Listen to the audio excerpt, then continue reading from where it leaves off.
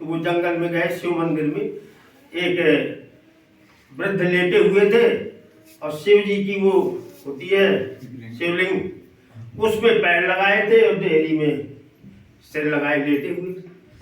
जब वो गए तो बोले देखो, कह रहे थे वो ज्ञान देंगे, ये क्या है, ये तो भगवान के ऊपर जो है पैर ही रखे हैं और ये हमें क्या ज्ञान देंगे। तो बोले फिर भी अब जब भेजा है तो हम इनसे बात करें। उन्होंने महाराज ये बताइए आप, ये मैं जो सीखने आया था वो तो ठीक है, ये बताइए आप इसमें पैर क्यों रख रहे, ये भगवान है। तो बोले ऐसा है कि भैया जहाँ भगवान ना हो वहाँ पैर उठा के रख। तो गए तो पैर उठा के और दूसरी तरफ घुमा दिया, तो वो पिंडी भी उसी तरफ घूम गई। अब जहाँ को घुमाए वहीं पिंडी जाए, चमत्कार। तो बोले अब, बोले यही ज्ञान है तुम्हें, अभी कच्चे इसलिए हो कि तुम्हें ये इसमें जो है केवल दिखाई दे रहे हैं, सब जगह नहीं दिखाई दे रहे।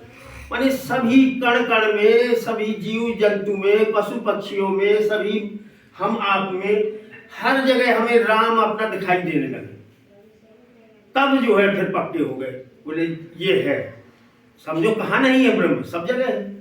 तो तब उनको ज्ञान हुआ। तो कह रहे हैं राम को जानने के लिए हमें करना क्या है भाई, राम राम राम राम राम जपते रहेंगे, राम राम गाते रहेंगे तो एक दिन प्रभु कृपा करके जन्मा भी देंगे। अब जब वो मिल जाएंगे तो ऐसा राम का भक्त जो है राम ही हो जाता है। जो जानता है उसी को प्रभु जनाते तभी जानता है, और जब जान गया तो फिर वो इस जगत से अलग हो जाता है, वो स्वयं राम स्वरूप हो जाता है, ब्रह्ममय हो जाता है। इसीलिए गुरु जी कहते रहते हैं कि एक दिन तुम पूजोगे, क्योंकि तुम्हारे सामने जो है जब राम है तो राममय हो गए, राम की शरण में हो गए तो सारे देवी देवता आपके सामने खुद ही खड़े होंगे। लेकिन पहले अगर भटक गए देवी देवताओं में तो जरूर है, क्योंकि मन शत्रुपा ने जो तप किया था पहले, तो कई बार ब्रह्मा विष्णु महेश आए थे उनकी तपस्या में, लीजिए अब क्या चाहिए महाराज आपको, सब कुछ देने को तैयार है। लेकिन उन्होंने किसी को स्वीकार नहीं किया था कि हमें जिसके लिए हम तपस्या कर रहे हैं वही पाके छोड़ेंगे।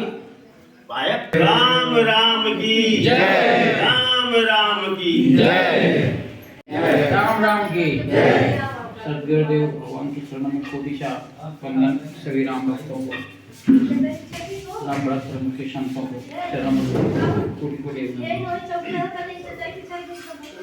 आज हम लोगों को बड़ा सौभाग्य है कि हम सभी राम बड़ा धर्म से जुड़े हुए संतों का जल्दीपुर जिला आजमगढ़ में हमारी बहन नेत्रा माई के यहाँ वार्षिक भंडारा हुआ। बड़ा सौभाग्य कि सदगुरुदेव भगवान की उपस्थिति में हम लोगों को उनका आशीर्वाद मार्गदर्शन प्राप्त हुआ। और गुरु जी जब होते हैं तो साधक की कोई हिम्मत नहीं है कि बोल क्या हो,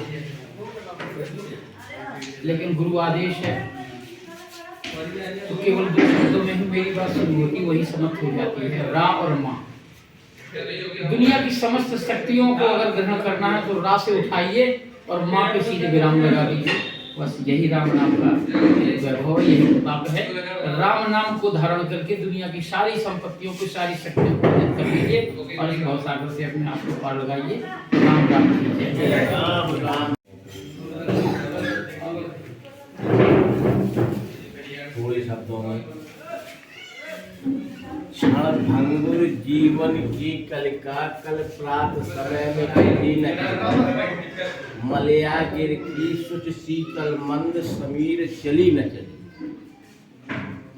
कल काल कुठार लिए फिर का तन नम्र से चोट झिली न झिली। भजले हरि नाम हरि रसना फिर अंत समय में लीन न गिरी। मतलब ये आज का दिन है, कितने क्षण है पता नहीं है। इसीलिए भगवान राम का आप जितना नाम ले सको उसी में हम लोगों का कल्याण है। राम राम की जय। होती रहेगी, इसलिए लगातार जितना हो सके 24 घंटे में जितना हो सके उतना एनी टाइम कर सकते हैं। राम राम की जय। करो और गुरु महाराज का ध्यान करो। एक और दूसरा चीज है ही नहीं, न हम राम को देखे हैं, न आप देखे हैं, न कोई देखा है। लेकिन गुरु के स्वरूप पर राम का स्वरूप मान के आप पूजा करोगे तो भजन आपकी बहुत जल्दी जागृत हो जाएगी। और राम राम जपना तो है ही है। लेकिन आज का युग ऐसा है कि जितना मॉडल बढ़ रहा उतने भगवान लुप्त हो रहे। भगवान आज नहीं कुछ, लेकिन थोड़ा बीच में परिस्थिति ऐसी है कि जो ज्यादा पढ़े लिखे हैं उनके लिए वही सब लोग बैठे राम राम की जय।